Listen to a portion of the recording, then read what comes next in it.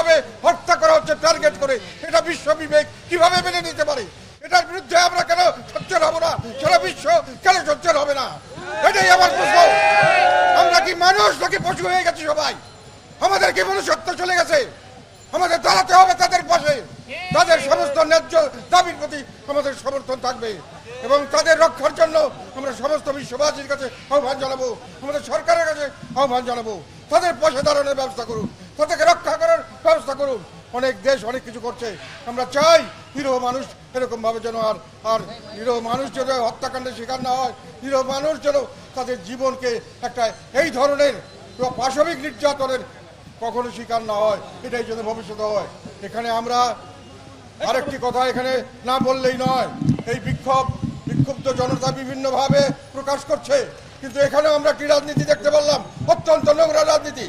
যারা কিছুদিন থেকে বর্তমান সরকারের আমলে অনেক মানুষ নতুন করে বেকার হচ্ছেন, অনেক মানুষ অমুক্ত নাঙ্গা, তারা বিভিন্ন যারা পারবে বিক্ষুব্ধ, তাদেরকে বর্তমান সরকারের ঘনিষ্ঠ কিছু মানুষ তাদেরকে রাজনৈতিক স্বার্থে ব্যবহার করছেন, তাদেরকে যে বিভিন্ন জায়গায় বিভিন্ন কর্মকাণ্ড করে মানুষকে হুমকি ধমকি দেওয়া হচ্ছে, তাদেরকে ভয় ভীতির প্রদর্শনের জন্য তাদেরকে ব্যবহার করা হচ্ছে।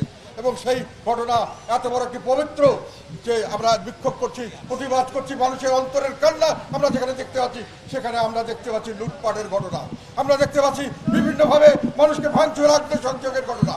এগুলো করে কিছু মানুষ তাদের ক্ষমতা প্রদর্শন করছেন এবং বাকি মানুষকে ভয় দেখাতে চাচ্ছেন।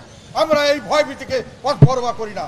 আমরা তাদেরকে হুঁশিয়ার করে বলতে চাই, আপনারা আজকে মনে করছেন দূরে আগুন দিলাম, আমি তো সেই আগুনের অসুবিধা হবে না, সুবিধাটা আমি পাবো। সেই আগুন আপনার ঘরে কালকে লাগতে পারে, এই কথা বলে যাবেন না।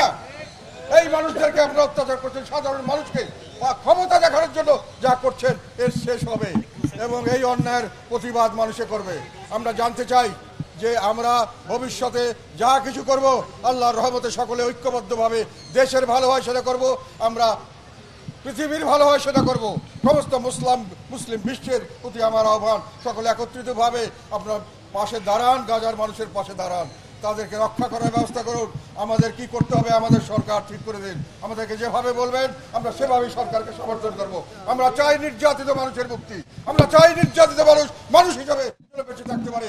আমরা বিবেকবান মানুষ হিসাবে শুধু আমরা বেঁচে থাকতে চাই, পশু হিসাবে এই সমাজে আমরা বেঁচে থাকতে চাই না। এই পশুত্ব আমরা আর মানবো না।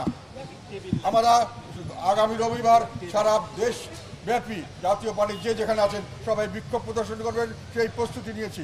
কিন্তু আমাদের এই ঢাকা শহরের এবং আশেপাশের যারা আমাদের জাতীয় পার্টি করেন, তারা তাদের বিবেকের তাড়নায় আমাদেরকে বলেছে আমরা এখনই মাঠে নামতে চাই।